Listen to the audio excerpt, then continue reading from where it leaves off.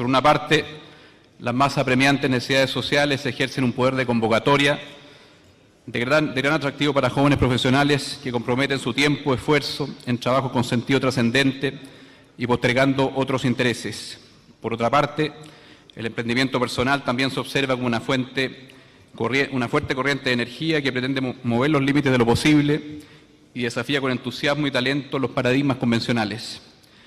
¿Cómo debemos leer los actuales intereses y expectativas de nuestra juventud?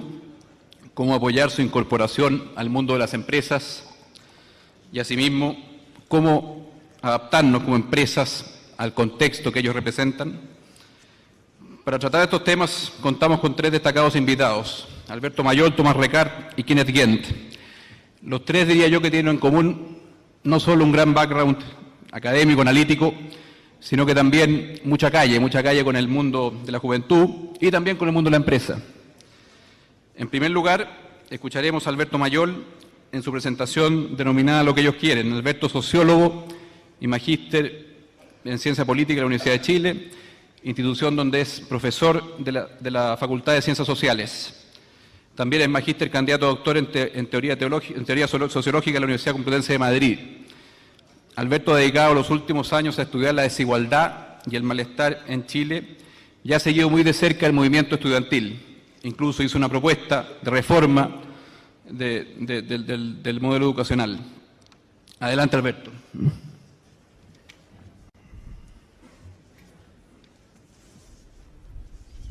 Muchas gracias, Bernardo.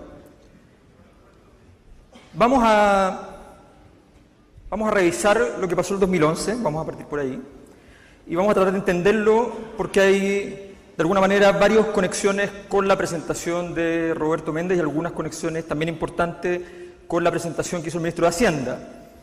La presentación del ministro de Hacienda vendría a ser como la presentación de ciertos datos que son evidentes en la superficie. Quisiera pensar que esto es como que esa presentación fuera al psicoanalista y la viéramos en otra perspectiva. Vamos a partir por el 2011 en su dimensión social, vamos a pasar al problema de la subjetividad y la objetividad, o sea, qué tanto malestar es subjetivo y cuáles son las variables objetivas que nos revelan que esa subjetividad está enganchada o no, y cómo impacta esto en la política y cómo va a ser el futuro. Es básicamente eso lo que vamos a hacer. El 2011 apareció algo en las calles, a todos nos quedó en evidencia. Miren, este gráfico está hecho a partir de la participación de personas en marchas desde abril a octubre del 2011. En este gráfico lo que vemos fundamentalmente es una progresión en aumento de la participación de ciudadanos en marchas.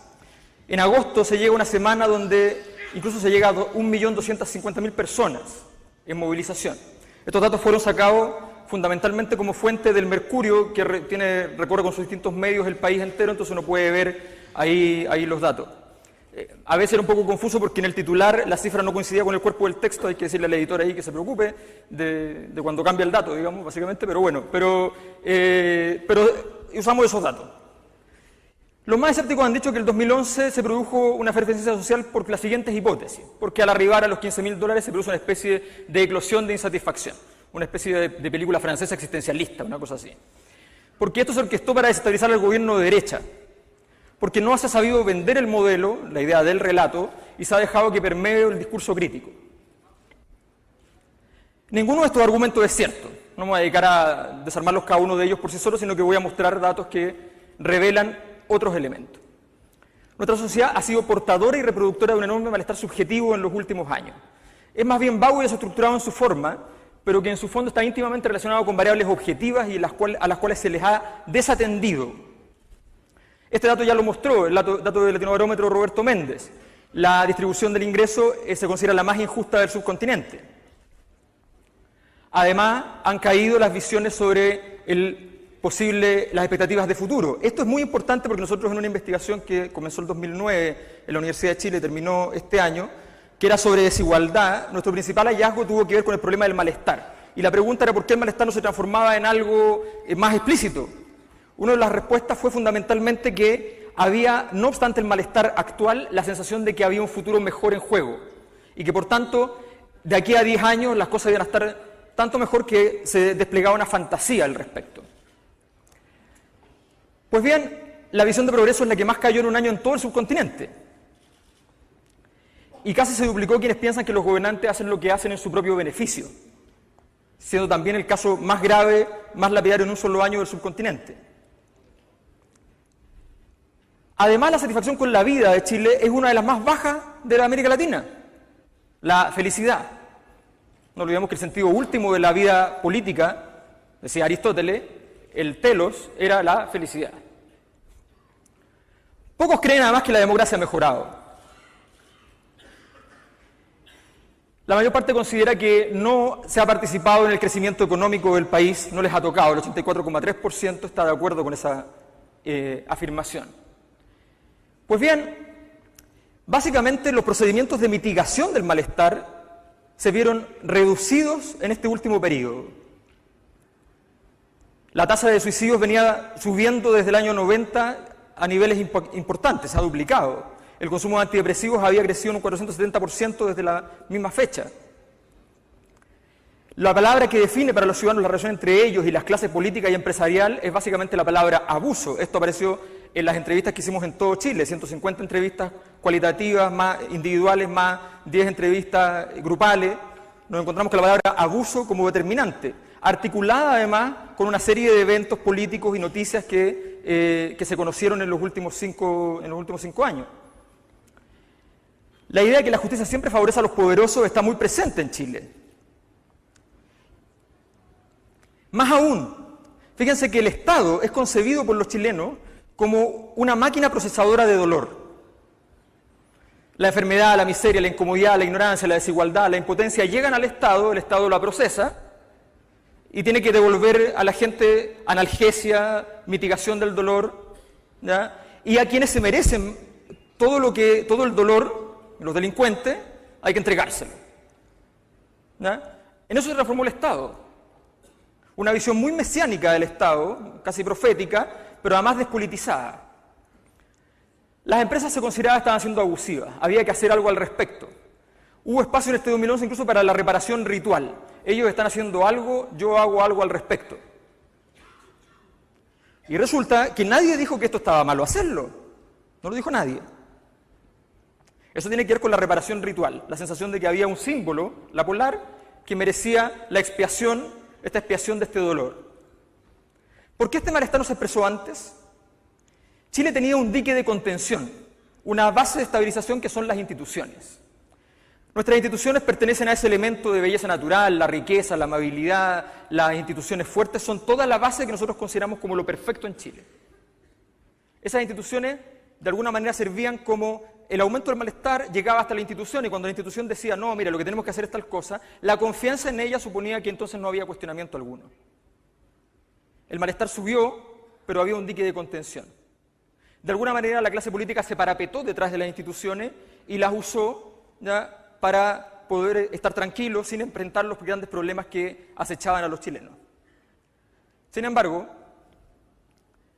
lo que estaba claro es que los chilenos estaban en desacuerdo, y aquí discrepo con Roberto, pero no discrepo no con los datos, discrepo con cierto trasfondo. Los chilenos se habían adaptado al modelo. Nosotros lo llamamos en la investigación los rebeldes adaptativos. La mayor parte decía, yo estoy en desacuerdo con muchas de estas cosas, en los estudios cualitativos, no aparecían los cuantitativos, eso es bien interesante, salvo ciertos detalles que sería largo enumerar. Pero lo que sí había que hacer era adaptarse, porque no había horizonte utópico, no había visión de que esto podía ser distinto. Pero se dejaron de adaptar. ¿Qué fue lo que pasó? Encontraron además un nuevo espacio para poder configurar el espacio público. Las redes sociales como nuevas tecnologías, tal como cuando apareció la imprenta que se utilizó para generar las lógicas republicanas que nosotros conocemos hoy en día. Fue noticia a nivel mundial en las redes sociales. La consecuencia entonces es el derrumbe de las instituciones. Las instituciones se cayeron dramáticamente en un periodo muy breve. Incluso aquellas que estaban muy bajas, como mostró también Roberto Méndez, incluso los senadores, diputados que habían llegado al 1%, la gente ya dijo, bueno, si es un 1%, dónenlo a la iglesia y está muy bien. O sea, entonces, ¿quiénes cumplen menos con las leyes? Los ricos en Chile ocupan más del 60% de esa respuesta. Además, la respuesta al terremoto no fue adecuada, las instituciones no cumplieron en el terremoto y eso también debilitó muchísimo a las instituciones. Cuando el malestar quedó desnudo, molestó más, era imprescindible hacer algo, y se tematizó la realidad y surgió un espacio público que antes era inexistente. Es decir, la política que estaba centrada en el palacio y en las políticas públicas, de pronto apareció como política en el sentido estricto, como la polis. Se repolitizó Chile. Entonces, punto 1, el 2011 fue el año de la transición social a la democracia. Primero habíamos tenido la transición política, el palacio se abría a nuevos actores, ahora fue la transición social. El modelo. Eso lo puso una ayudante de investigación mía, como no había mujeres invitadas y todo eso, me dijo que había que poner a un mino ahí, todo, bueno, en fin. Entonces, y yo no me corté el pelo por lo mismo, para que hubiera un homenaje, digamos. El modelo. La mayor parte de la gente cree que hay que hacerle cambios profundos, de hace tiempo, esta encuesta es del 2009, o que hay que eliminarlo y poner otro nuevo. O sea, había un problema con el modelo. Se consideran las críticas fundamentalmente por el lado de la injusticia. El repertorio de defensa dice que es exitoso y eficiente. La crítica es cierta, vamos a ver por qué, pero tiene una confusión entre medio. Los modelos económicos son estrictamente operacionales. El problema no es la injusticia del modelo económico. El problema es la no articulación o la inarticulación inadecuada entre lo económico y lo social. El modelo económico y el modelo de sociedad entran en una relación que genera que este último quede en la injusticia. Es decir, cito a Levi-Strauss que decía, decir que las sociedades funcionan es una obviedad, decir que las sociedades solo funcionan es una estupidez. Aquí hay que hacer algo más que funcionar. La sociedad que tenemos sí es injusta. Este es el clásico cuadro que ocupan los gobiernos para analizar la realidad económica de Chile, los quintiles. ¿Ya? Y además lo dividen en 3 paquetes siempre. Los pobres, la clase media, los ricos, ahí hay distintas formas de construir los paquetes, pero básicamente así fue como se construyó, por ejemplo, ahora las primeras propuestas del gobierno en la tema de educación. Los becados, los con crédito y los que pueden pagar su educación. Pero ¿existen estos 3 paquetes? ¿Es cierto que nuestro modelo es eficiente en la generación de este bienestar social? ¿Es posible la operación desde la focalización del gasto público? Ya, estamos en los quintiles, veamos los deciles, veamos los percentiles. A mí, que me registren, pero yo no veo 3 paquetes. Además, esto se repite en todas nuestras variables. Aquí vemos el CIMSE de cuarto básico y el de segundo medio. En cuarto básico todos los colegios, no importa el ingreso, son iguales. Mediocres e iguales. No importa de dónde viene el estudiante. 240 o 150 puntos sacan todas las comunas en Chile. Cuando vamos al segundo medio, las comunas más ricas superan la barrera del 300 puntos y las comunas más pobres bajaron de ese nivel ya mediocre, ¿ya?, a 220 puntos. O sea, estamos construyendo ahí algo muy malo. Ahora que está la Teletón, por ejemplo, el porcentaje de discapacitados se mueve en la misma lógica. En el 10% con más ingresos es el 3% y en el 10% con menos ingresos es del 17%. Entonces, intente usted aquí armar los 3 paquetes. Nuestro modelo de prestaciones sociales, quiero decir una cosa aquí, es bien importante esto. Para producir una sociedad así, hay que gastar energía, hay que gastar recursos. O sea, hay que hacerlo, no es que esto se produce solo. Y después hay que gastar recursos en compensarlo. ¿No? O sea, es caro. Sería mejor tratar de construir la sociedad de otra manera. Nuestro modelo de prestaciones sociales se basa en que el mercado se hace cargo de requerimientos sociales y cuando este falla y no se puede hacer cargo, entonces una prótesis pública salva la situación. Eso es en educación, eso es en pensiones, eso es en salud. En educación se apostó por una articulación de lo público y lo privado con predominio de lo privado. Si nos fijamos, la mayor parte de los colegios particulares y particulares subvencionados, o sea, los colegios particulares y particulares subvencionados son más que los municipales y tienen más estudiantes. Los CFT son todos privados. Y nuestro sistema universitario ha sido crecientemente de prestaciones privadas. Ahí vemos los datos, cómo han bajado los municipales sobre los particulares subvencionados. Ahí vemos el aumento radical de las universidades privadas dentro de la cobertura a estudiantes. Esto ha sido utilizado como parte de los argumentos incluso en términos de cómo articular el sistema educativo. Vemos ahí más datos de matrícula. Y vemos aquí un dato que me parece que es el más importante. ¿Cuánto gastamos los chilenos? Ya lo dijo Roberto Méndez, la educación más cara del mundo. Gastamos el 22% de nuestro ingreso en educación superior. El 22% de nuestro ingreso significa básicamente, esta es la historia que está detrás, que usted paga toda la educación que puede y cuando ya no puede más deja de pagarla, porque un 22,7% es una cifra enorme del ingreso. Y por tanto hay muchos que tal vez requerirían pagar 40%, pero no pueden. 22,7%. El país que nos sigue es Corea con un 12%. Somos lejos los más caros.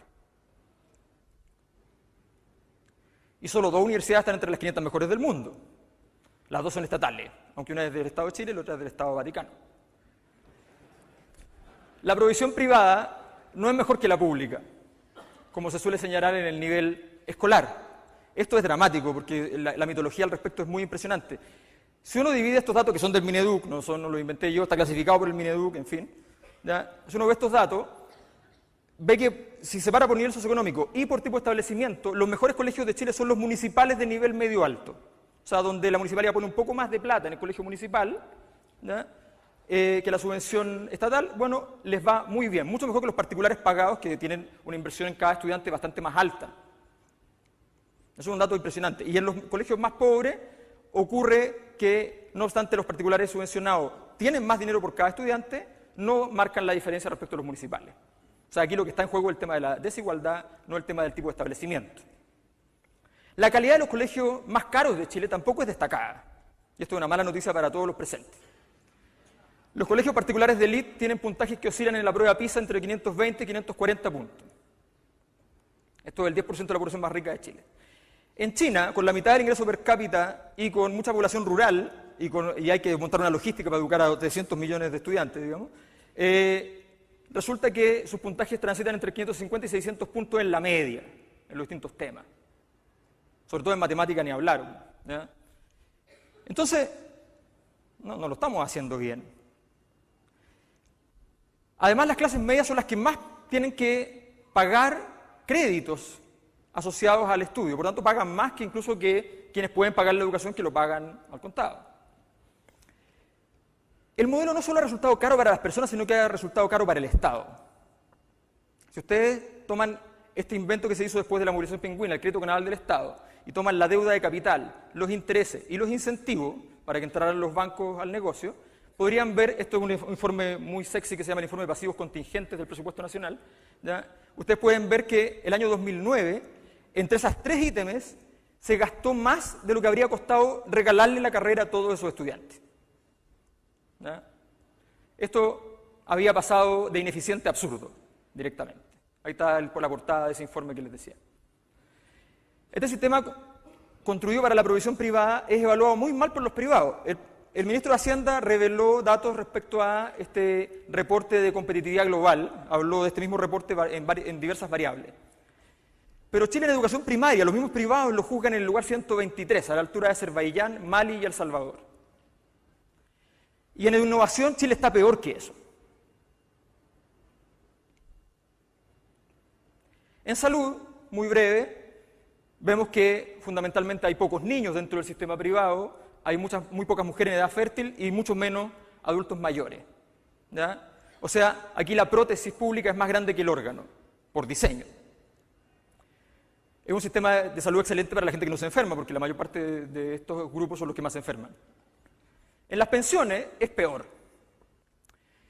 El ministro habló en el presupuesto de los aportes a un fondo para las pensiones, un fondo público. ¿Por qué?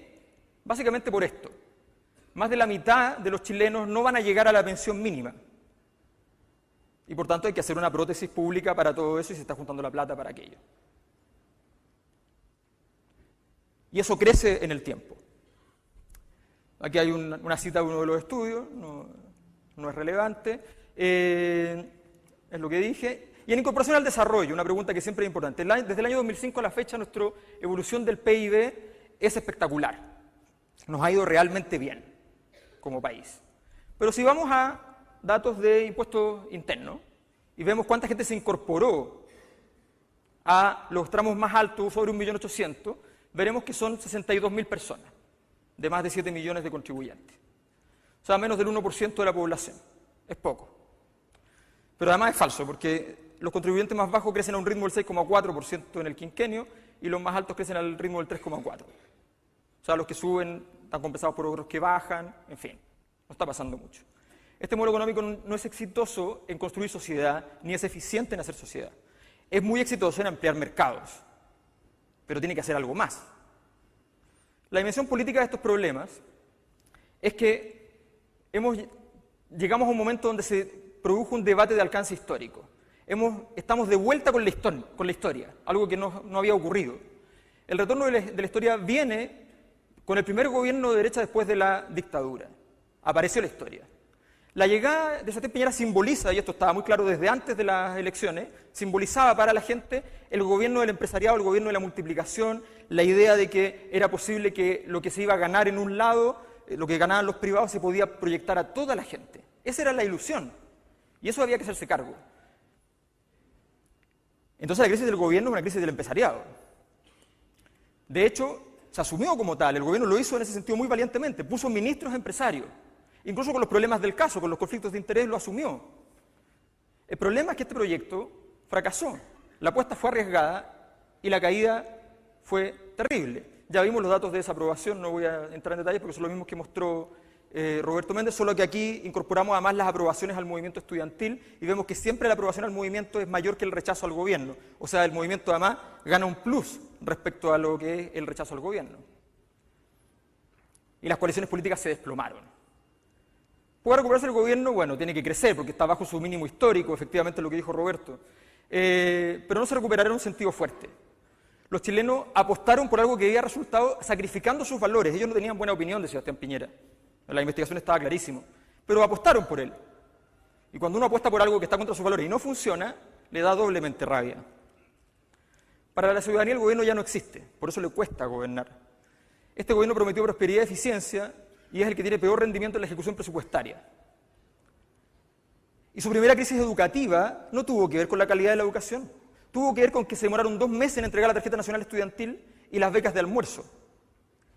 Y no se podía reparar eso, porque nadie le puede hacer comer toda la comida que le debían ya 2 meses después. La crisis del 2012 nació como una crisis de eficiencia. Este gobierno tenía un relato, era fome, ¿ya? Pero tenía un relato. El accidente de los 33 generó un clima de eficacia. El gobierno apostó a que todos los demás se desangraran. La concertación lo hizo muy bien. El movimiento estudiantil se está apostando a que vaya cayendo y se vaya desangrando. Esa es la apuesta que hizo el gobierno. El gobierno apostó a un Chile sin política. Los movimientos sociales no importan, los partidos se destruyen. El resultado es una sociedad sin legitimidad. Así, es verdad, se ganan elecciones, pero no es precisamente algo que se llama gobierno lo que se obtiene. Las cosas se hacen más difíciles. No sé si un gobierno con tanto apoyo incluso habría tenido los problemas que tiene con Anglo American, por ejemplo. Incluso en ese tipo de variables. A falta de amor de las almas, buenos son los palacios, dijeron en el gobierno. Pero ¿de qué sirve un palacio sin sociedad? Chile ha estado preocupado de producir una economía, no de construir una sociedad. Y el Estado ha sido fuertemente activo en construir estos mercados. Nos estamos despreocupando de la integración normativa, cultural y política. Y esto trae malestar social, crisis de legitimidad y desconfianza. El futuro, los defensores del modelo no se quedarán tranquilos con esto y van a hacer profundizaciones. Dirán que las inadecuaciones y carencias de no haber logrado aplicar el modelo tal y como es lo que genera estos problemas. Como el tema quedó instalado de educación gratuita, van a ofrecer educación gratuita. Con estas cosas extrañas de educación gratuita para el 70%, 80%, que es una excentricidad, pero bueno, van a ofrecer educación gratuita. Y van a seguramente generar una provisión privada de educación a costa del Estado. Para eso se satanizan los establecimientos públicos. Se va a hacer durante el 2012, pero en realidad eso ya empezó. Se desgasta el centro simbólico del movimiento estudiantil, que es lo público. Esto ya comenzó en la prensa, lo podemos ver todos los días.